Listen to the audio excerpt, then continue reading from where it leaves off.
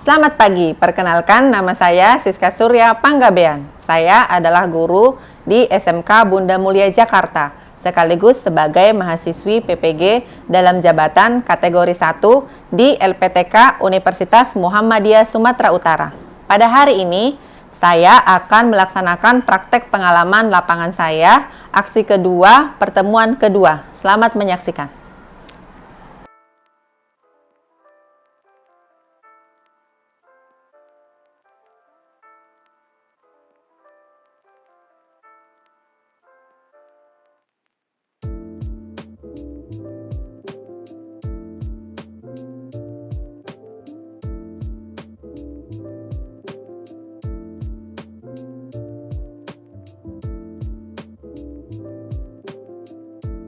Selamat pagi anak-anak. Oke. Siap kan? Siap. Beri salam. Selamat pagi, Bu Siska. Ya, selamat pagi. Oke. Apa kabarnya hari ini, Nak? Baik. Baik. Sehat-sehat semua kan? Sehat. Ya, apa kabar orang tuanya? Ya, Baik, tetap semangat. Oke, masih jam pertama hari Jumat, harus tetap semangat ya. Oke, hari ini Ibu absen dulu. Farenli, Kenzo, Kevin, Silvi. Wah, hebat ya. Anak-anak 11 AKT rajin-rajin terus. Oke, sekarang kita lanjutkan dengan berdoa. Sebagai rasa syukur kita kepada Tuhan karena kita diberikan nikmat kesehatan. Anak-anak Ibu 11 AKT semuanya hadir, sehat. Kita mulai pelajaran kita dengan berdoa. Yang berdoa hari ini Caroline, silahkan Caroline.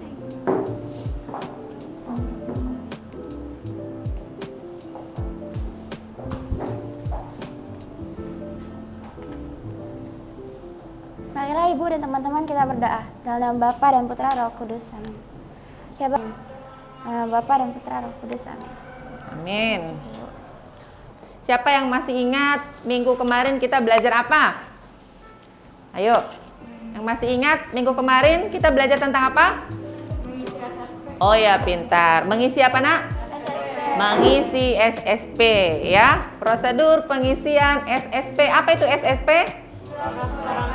Pintar, surat setoran pajak. Nah, sekarang siapa yang masih ingat pengertian surat setoran pajak? Oke, silakan. Bukti pembayaran pajak atau setoran pajak yang dilakukan menggunakan formulir atau dengan cara lainnya ke kas negara melalui tempat pembayaran yang ditunjuk Menteri Keuangan seperti bank yang ditunjuk atau kantor pos persepsi. Iya, pintar ya. Oke, jadi Ibu akan menjelaskan tujuan pembelajaran kita hari ini. Ya, buat apa kita belajar surat setoran pajak? Nah, Ibu akan jelaskan tujuan pembelajarannya. Tujuan pembelajaran pengisian surat setoran pajak itu tujuannya kita belajar pengisian surat setoran pajak atau SSP PPh pasal 21. Oke, Ibu akan memperlihatkan satu tayangan video ya. Silahkan disimak ya, Nak. Dan juga Bapak Ibu operator, bagaimana caranya kita melakukan. Nah, ini dia langkah-langkahnya secara elektronik. Tadi kita sudah perhatikan. Kira-kira lebih gampang apa lebih sulit secara elektroniknya? Lebih gampang. Otomatis secara elektronik itu lebih simpel. Kita tinggal memasukkan data-datanya. Paham ya? Oke, ada yang mau ditanyakan, Nak? LKPD-nya semua sudah ada? Anak-anak semua sudah bawa LKPD-nya? Sudah. Coba tunjukkan dulu LKPD-nya. Nah, sebelum kita masuk ke soal ini, Ibu bagi dulu anak-anak ke dalam kelompok ya.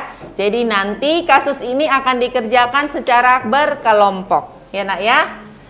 Ibu akan bagi namanya secara berkelompok. Yang Ibu bagi namanya ini sudah Ibu bagi secara heterogen. Oke. Kelompok pertama. Ana Leviera Serlin. Ada? Oke, kelompok kedua. Sudah siap ya? Nah, jadi hari ini kita akan presentasi studi kasus, memecahkan studi kasus yang ada di LKPD-nya. Coba lihat studi kasusnya. Ibu bacakan soalnya ya. Andi seorang bendahara di Sukamakmur. Untuk pertemuan kita hari ini, jadi anak-anak boleh cari sumbernya dari bahan ajarnya ataupun dari handphone ya. Jadi menggunakan internet, menggunakan wifi sekolah. Bisa ya? Oke, silahkan dikerjakan.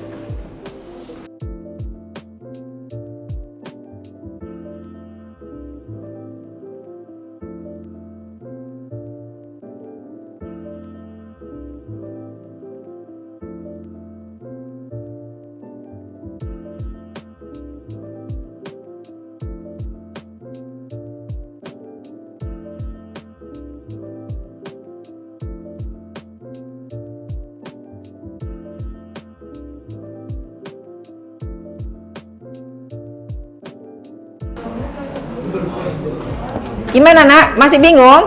Enggak Bu, ini berarti tulisnya kita secara online kan ya, bukan yang manual.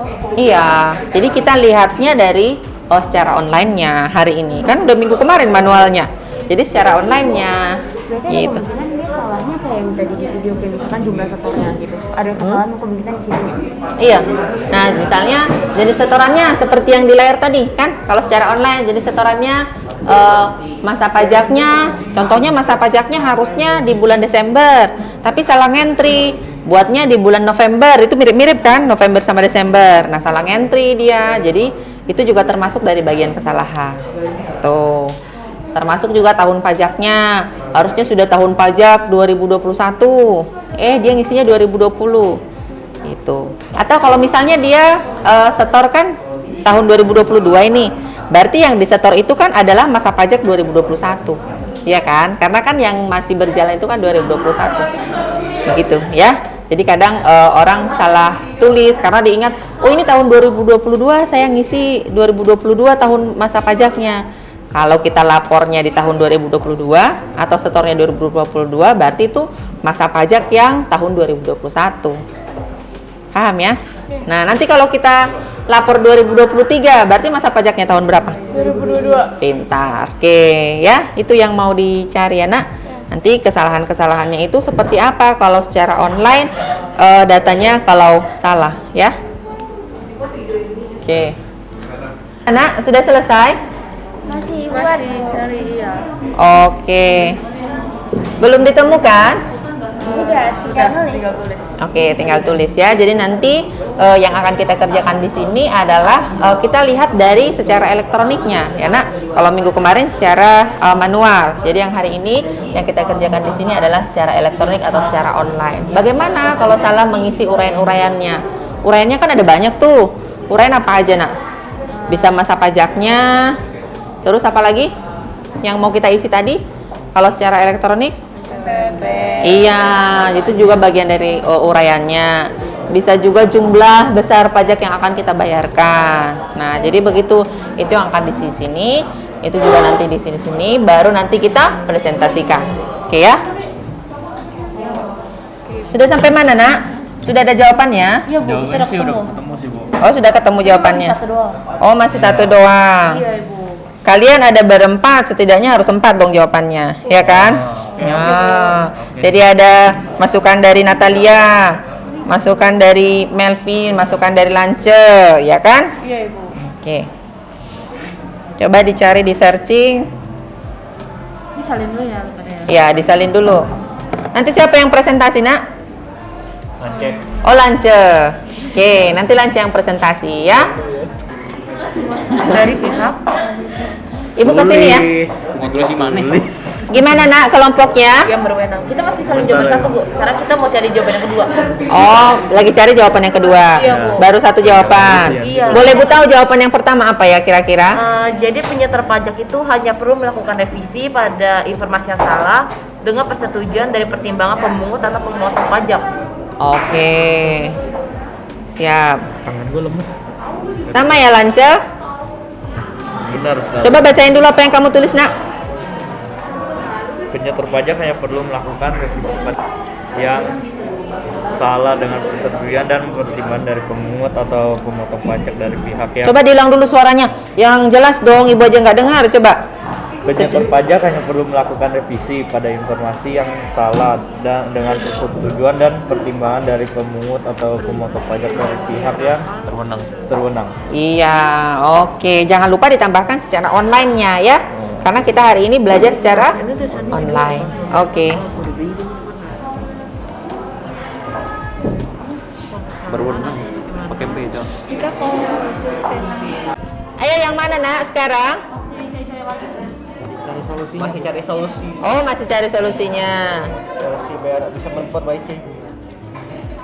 Oke. Jadi nanti kalian tulis secara elektronik di sini ya. Kira-kira apa yang terjadi kalau salah mengisi secara elektronik. Uraiannya itu kan banyak. Bisa meliputi gajinya, mungkin terus masa pajaknya. Itu kan bagian dari uraian. Nanti uraian itu yang akan dicantumkan di sini ya, masalah-masalah atau temuan-temuan yang kita temukan. Oke.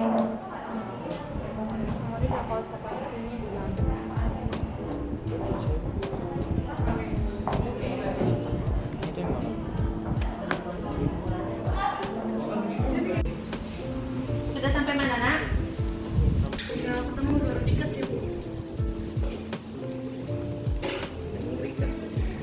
Oke. Lanjutkan ya.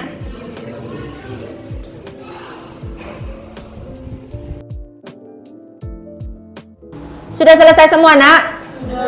Nah, kalau sudah selesai, berarti HP-nya boleh diletakin dulu. Saatnya kita presentasi. Nanti yang presentasi yang pertama adalah kelompok pertama. Nanti kelompok yang lain, kelompok 2, 3, 4, dan 5 memperhatikan hasil presentasi kelompok pertama. Paham ya? Nah, kita persilakan kelompok pertama. Kita berikan tepuk tangan dulu kelompok pertama. Di sini. Selamat pagi Bu Siska dan teman-teman, saya perwakilan dari kelompok 1. Hasil diskusi dari kelompok kami adalah kemungkinan yang akan terjadi, Andi harus mengisi formulir permohonan pemindah bukuan setoran pajak secara online. Andi dapat mengajukan pemindah bukuan ke masa pajak setelah mengisi secara lengkap dan ditandatangani.